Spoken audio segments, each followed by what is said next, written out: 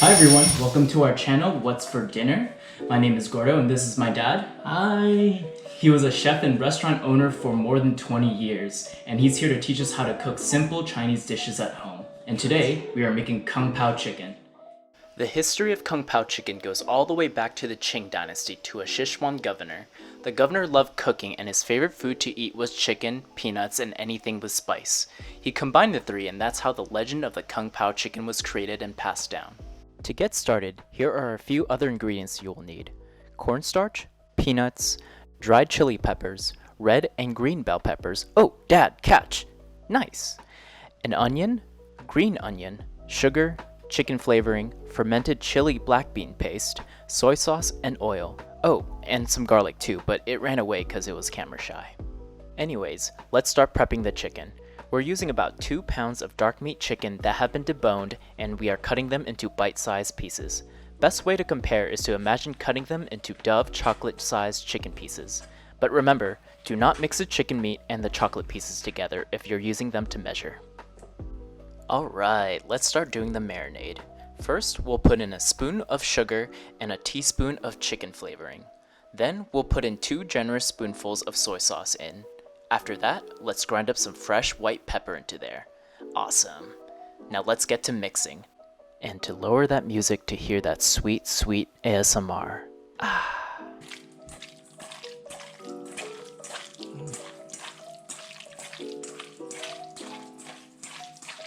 Oh, almost forgot to add in a splash of oil and a spoon of cornstarch in there. Ah, here we go again.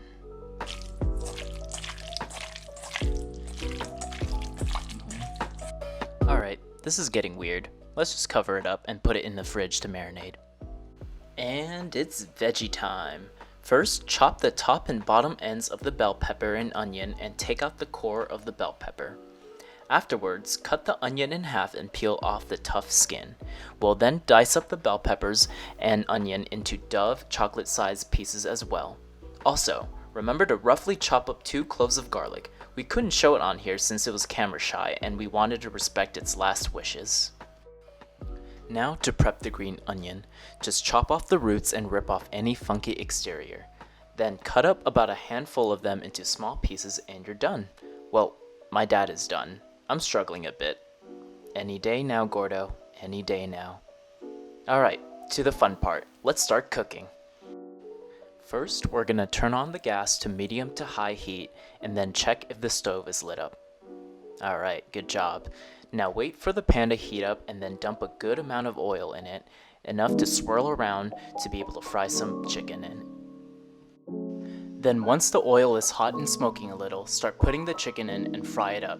It should take about 5 to 6 minutes to brown the chicken on both sides. After about 5 minutes in and once you start seeing browning on both sides, start adding your bell peppers and onions in. Whoa, look at all those colors. Look how gorgeous it is. Woo! Sorry about that. All those colors got me excited. Where was I again? Oh yeah, cooking. So we're going to be frying everything together for about another 5 to 6 minutes until everything is cooked. Once it's finished cooking, turn off the gas and take out all the chicken and veggies. Now get another bowl and pour out most of the oil and leave about 2 spoons of oil in the pan. Now with the remaining oil in the pan, turn on the gas again to medium-high heat and now grab some green onions and making its debut, give it up for chopped garlic. Oh yeah, I love you. Excuse me. Fry up the green onions and garlic for a minute to blister it up a little and then add your dried chilies and then add the peanuts. Now fry them up together for a little bit and go get your soy sauce. Now, this step is very important. We recommend about 3 to 4 tablespoons of soy sauce per pound of chicken that you're using. Before you pour in the soy sauce, please remember to lower the heat because soy sauce burns really easily with high temperature and can smoke up and then make all your fire alarms go off. Unfortunately, I'm speaking from experience here.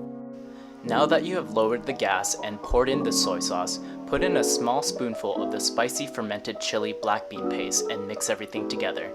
Once you mix everything together, bring the gas back up to medium and put all the chicken and veggies back in the pan and try to avoid putting in any extra oil.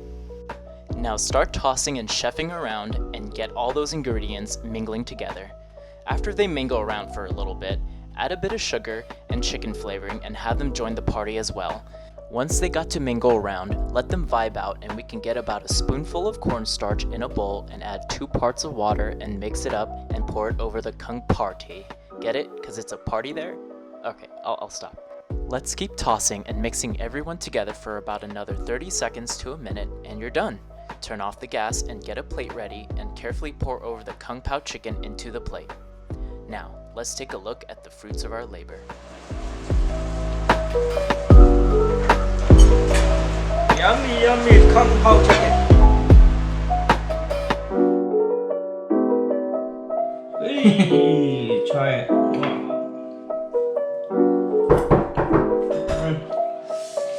I was walking around and it smells really good. What's for dinner? Kung pao chicken. Oh yeah. Don't mind if I do. It's good. Alright, thank you. How was it? Tastes like actual restaurant food. Oh yeah, that was chefing for yeah. Thank you. Very good. Alright. Tune in for next time. Yeah, see you next time.